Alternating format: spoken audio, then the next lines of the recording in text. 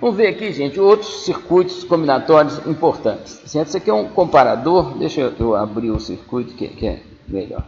Um comparador, ele é um circuito que é o seguinte, pelas saídas deles aqui, você sabe o que ele faz.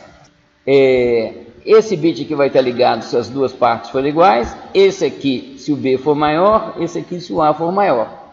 Tá vendo? Então, olha aqui, se eu passo aqui para 1, eu estou comparando 1 com 0, tá? Então, o B é maior. Aí, se eu passar o A para 2, o A que é maior, tá bom? Para 3, o A continua maior.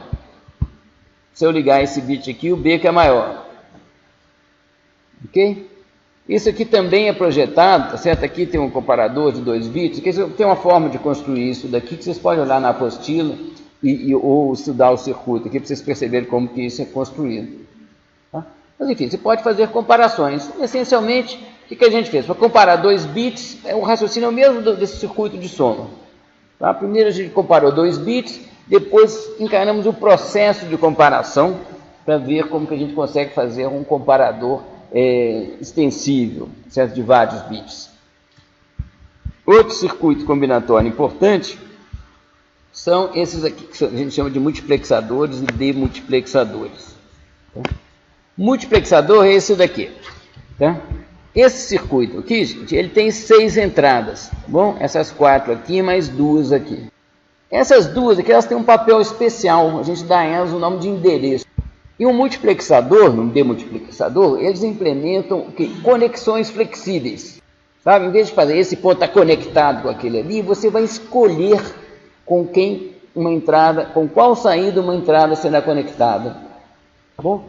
Para esse caso aqui. Tá bom? Então você tem essas 4 entradas aqui o endereço está 00. Tá bom? Isso significa que essa entrada aqui está conectada com a saída. Tá vendo? Se eu mudo aqui, muda a saída.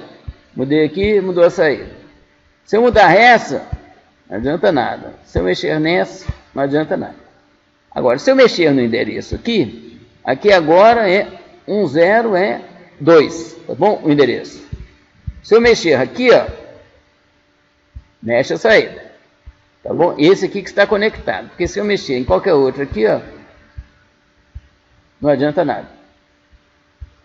O demultiplexador é o contrário, tá? Você tem uma entrada e diversas saídas. Essa entrada será conectada pelo demultiplexador a uma das saídas. Qual delas? Aquela designada por um endereço. Por exemplo, aqui eu designei a saída 1.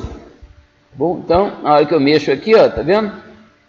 Ele está conectado com aquela lá. Se eu tivesse passar aqui para 3, tá bom? 1. Quando eu mexo aqui, eu estou mexendo com aquela que está ali. Tá bom? São conceitos interessantes. Esses também são construídos a partir de elementos mais simples, que vocês podem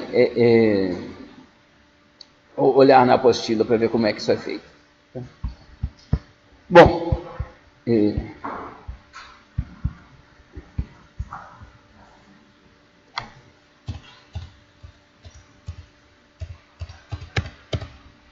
resumindo, gente, a aula de hoje, tá? Bom, bits exigem código para ter significado. Existem códigos que são muito mais importantes que códigos que a gente vem a criar. Não que nós não sejamos impedidos de criar os nossos códigos, mas muitas vezes é essencial que você adote códigos de aceitação mais ampla.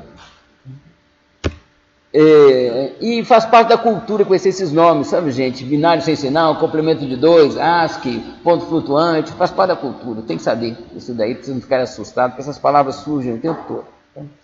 Bom, toda transformação de informação, gente, é feita por composições de AND, OR e NOT.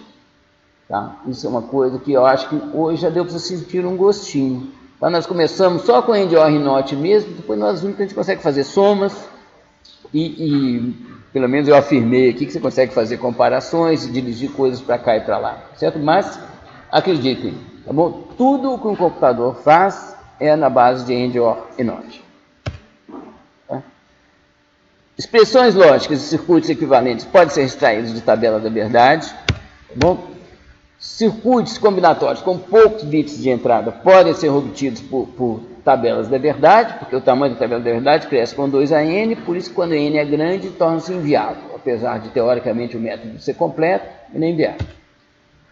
Para você fazer, comparar ou somar parcelas de 32 bits, é preciso montar circuitos em cascata. Você tem que ter um arranjo inteligente que siga um algoritmo de transformação da informação. Tá? O método de força bruta, de fazer a tabela da verdade e cobrir os uns, não funciona. Só funciona para tabelas pequenas. Outros circuitos importantes são comparadores, multiplexadores e demultiplexadores. Ok, gente? Então, é isso aqui a nossa aula de hoje. Obrigado.